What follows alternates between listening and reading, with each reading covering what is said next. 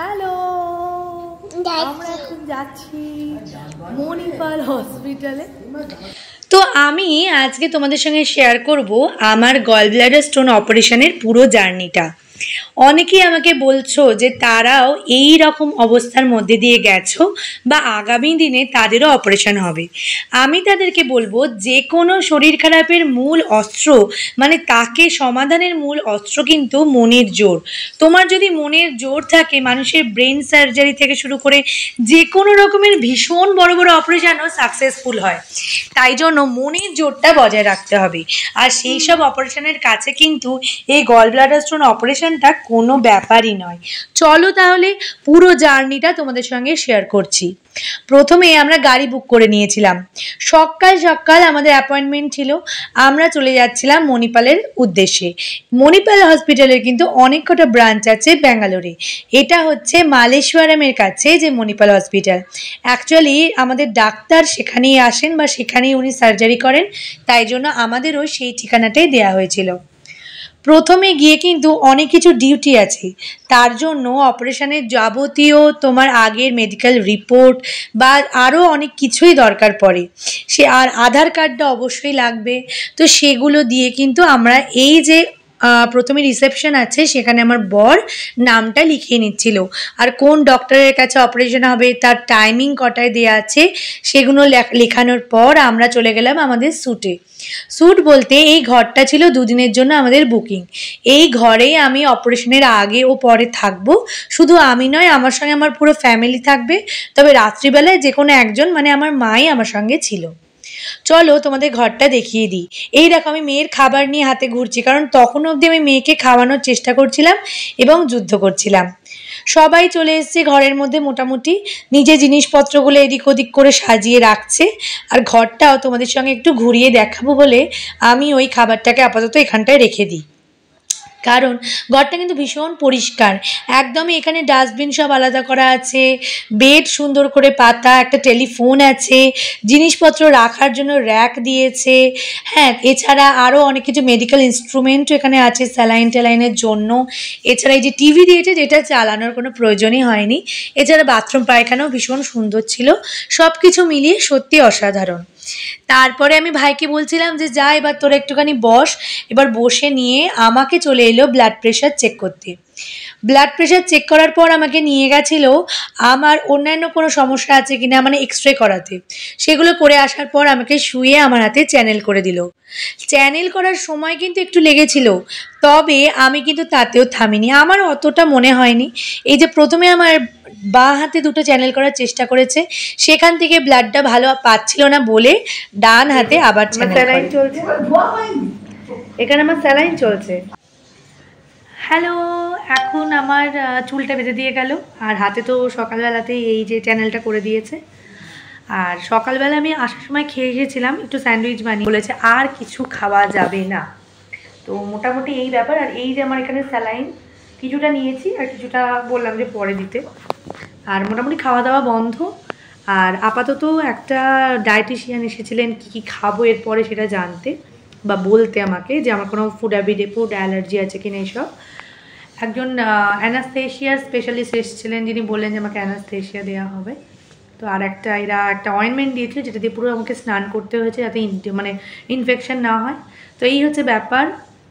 ঘর, এখানে মা বসে আছে ওয়েট করছে। আর এই যে আমাদের ঘরটা, এর অবস্থাটা এখন খুবই খারাপ অবস্থায় পরিণত হয়েছে। এখানে আমাদের জিনিসপত্র আছে, যা হয় হাসপাতালে। আমার মেয়ে একদম সব তছনছ করেছে এখানে। আর হ্যাঁ, ভাইয়ের সাথেও এখন বাইরে গেছে। এটা হচ্ছে বাথরুম। খুব তো এখন বাজছে 4:15। আমার অপারেশন হবে 5টায়। তো ওয়েট করছি, কোনো ব্যাপার না, খুব ইজি যা বুঝতে পারছি। কারণ একবার প্রেগনেন্সির যে অপারেশন সেটা হচ্ছে মানে অপারেশন যদি আমার হয়নি, তবুও ওই যে একটা মানে প্রসেসটা পুরোটা, ওটা হচ্ছে মারাত্মক। ওটার কাছে এগুলো কিছুই নয়। তো ঠিক আছে, আমার কোনো অসুবিধা নেই, আমি ভালোই আছি এখন আপাতত। আর অপারেশনের পরে কি ফিলিংস হচ্ছে সেটা পরে আমি বলবো। তো এখানে এসে প্রথমে আগে ওকে একটু কিছু কাজ করতে হলো, আমার হাজব্যান্ডকে কিছু খাতাপত্রে, আর আমাকেও সই করতে হয়েছে বন্ডে, আরও অনেক কিছুতে সই টই করা হলো। আর পেমেন্ট তো আমাদের অফিসের থ্রু দিয়ে হবে, তো পেমেন্টের এখানে ব্যাপার নেই, পেমেন্ট পুরো অফিসের থ্রু দিয়ে হবে। কত কী খরচ পড়েছে সবই বলবো, এখন আপাতত বলতে চাইছি না। এই হচ্ছে ব্যাপার। আর আমার বর মেয়েকে আর ভাইকে নিয়ে উপরে গেছে খাওয়া দাওয়া করতে, আর আমরা এখন ওখানে ওয়েট করছি। আর আমার প্রচণ্ড খিদে পেয়েছে, কিন্তু বলেছে খাওয়া যাবে না। মিলে মোটামুটি একটা উৎসবে আছে, উৎসব পালন করছে। বাহ, খুব ভালো। তো চলো এবার চলে এসছে আসল সেই মুহূর্তটা। আমাকে নিয়ে যাচ্ছিল অপারেশন থিয়েটারে, তার জন্য ওটা ছিল 3rd ফ্লোরে আর আমি ছিলাম 1st ফ্লোরে বা গ্রাউন্ড ফ্লোরে। তো গ্রাউন্ড ফ্লোর থেকে আমাকে নিয়ে যাচ্ছিলো লিফটে করে, চলে এসছে অপারেশন থিয়েটার। এবার আমি আস্তে আস্তে তার মধ্যে ঢুকে যাব। আমার কিন্তু এই সময় মোটেই টেনশন হয়নি, উল্টে আমি চিন্তা করছিলাম আমার মেয়ের জন্য, যে ও ঠিকমতো খাবে কিনা, ও কান্নাকাটি করবে কিনা। যাই হোক, হয়ে গেছে আমার অপারেশান, এবং অপারেশান একদম ভালো হয়েছে, কোনো অসুবিধা নেই। তারপরে কিন্তু আস্তে আস্তে শরীরটা খারাপ করা শুরু করেছে। তবুও আমি ওই মেয়ের জন্যই ভাবছিলাম, জিজ্ঞাসা করছিলাম যে ও ঠিকঠাক খেয়েছে কিনা, জল খেয়েছে কিনা। চলো এবার শেয়ার করি। হয়ে গেছে তো এখন সকালবেলায়, কাল রাত্রে আর ভিডিও করতে পারিনি কারণ প্রচণ্ড শরীরটা খারাপ ছিল, ব্যথা করছিল পেটের ওপর দিকটাতে, আর প্রচণ্ড মানে ড্রাউজি লাগছিলো, ঘুম পাচ্ছিল, কথা বলতে পারছিলাম না। মুখটায় পুরো যেহেতু গ্যাস দিয়ে আমাকে আর কি অ্যানাস্থেশিয়া দেওয়া হয়েছিল, তাই জন্য মুখটা পুরো মানে আর জল খেতে দেওয়া হয়নি, তো ব্যথা করছিল। কালকে অনেকক্ষণ জল খাইনি, প্রায় সকালবেলায় খেয়েছি, মানে খাওয়ার আসার আগে একটু খেয়ে এসেছিলাম 6টার সময়। এখানে এসে 8টা সাড়ে 8টা নাগাদ একটু ডাবের জল খেয়েছি আর জল খেয়েছি, ব্যাস। তারপর থেকে আর জল খেতে দেয়নি। সারাটা দিন 24 আওয়ার্স প্রায় জল না খেয়ে কষ্ট পেয়েছি। আর এখন একটু একটু করে জল খাচ্ছি। তারপরে তোমার এই চ্যানেল করাটা হলো, তারপর অপারেশনে নিয়ে গেল। অপারেশনের অভিজ্ঞতা তো আমার কিছু বলার নেই, কারণ আমি অজ্ঞান হয়ে গেছিলাম, আমার মনেই নেই।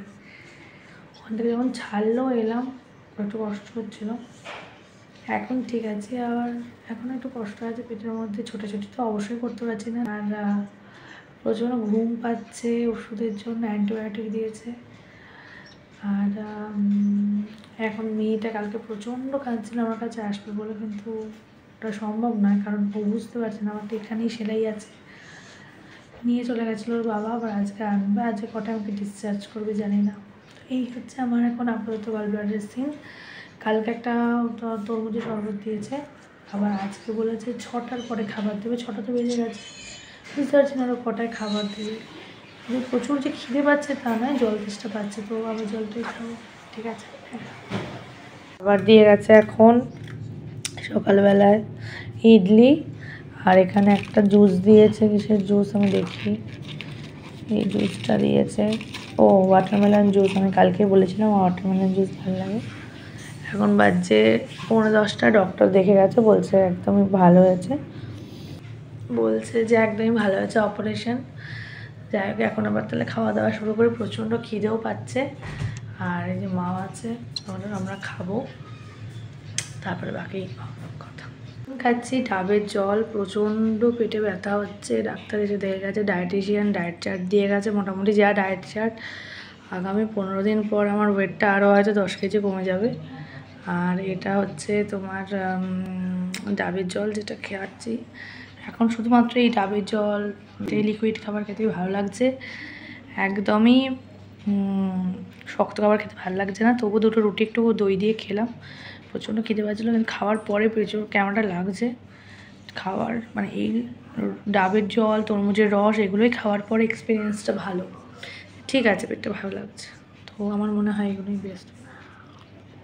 এখন বাজছে 1:30। বন্ধুরা, এবার আমার ডিসচার্জ হয়ে গেছে আজকে মোটামুটি। এই দেখো হাতের চ্যানেল খুলে এখানে একটা ব্যান্ডেজ করে দিয়েছে, অবস্থা খুব খারাপ, হাঁটাচলা করতে পারছি এখন থেকে। তবে মাঝে মাঝে প্রচণ্ড যন্ত্রণা হচ্ছে, মাঝে মাঝে কথা বলতে পারছি, আর প্রচণ্ড একটা হ্যাংওভার আছে, আর পেটে প্রচুর ব্যথা আছে, টাইট। এই যে এনারা সব রেডি হয়ে বসে আছে, আমাদের ডিসচার্জ স্লিপটা দিয়ে দিয়েছে, তারা তোমাদের দেখায়। এই যে আমার বর, তো এই 1-2 দিন আমি ছিলাম না, তো না লাফিয়েছে মনে হচ্ছে বাড়িতে। এই যে মনটা, মানে আমার মেয়ে আর মা, এই যে আমাদের ডিসচার্জ স্লিপ দিয়ে দিয়েছে। তো চলো, তো যাই হোক, এরপরে আবার সামনের শুক্রবার দিন ডাক্তার ডেকেছে। সেদিন এসে ওপিডিতে, মানিপালের ওপিডি আছে, ওপিডিতে এসে আমরা ডাক্তারের সঙ্গে কনসাল্ট করব। আর আমার স্টিচগুলো প্লাস যে ড্রেসিং সেগুলো থাকবে, ওই দিন ডাক্তার খুলে দেবে। আমার অপারেশনের জার্নিটা তোমাদের সঙ্গে শেয়ার করলাম। আমার মনের জোরটা কিন্তু আমি আমার বাবার কাছ থেকে পেয়েছি। যে কোনো মুহূর্তে, যে কোনো পরিস্থিতিতে নিজেকে সবসময় খুব কঠিন রাখতে হবে এবং একসাথে খুব ইজি রাখতে হবে। আমি নিজের মনটাকে একদম নর্মাল রেখেছিলাম। আমার একটুও ভয় করেনি, একটুও কষ্ট পাইনি, আর একটুও কষ্ট পাবো না, এটাই মনে মনে ভেবেছিলাম। ওই বসে বসে কাঁদবো, রেস্ট নেব, ওটা আমার মোটেই ভাল লাগে না। আমার কাছে নর্মাল জীবনটাই আমার কাছে রেস্ট নেওয়া। কেমন লাগলো অবশ্যই জানিও। টাটা। জানি অনেকে অনেক কথা বলবে, আমি কিন্তু তার জন্য রেডি। টাটা।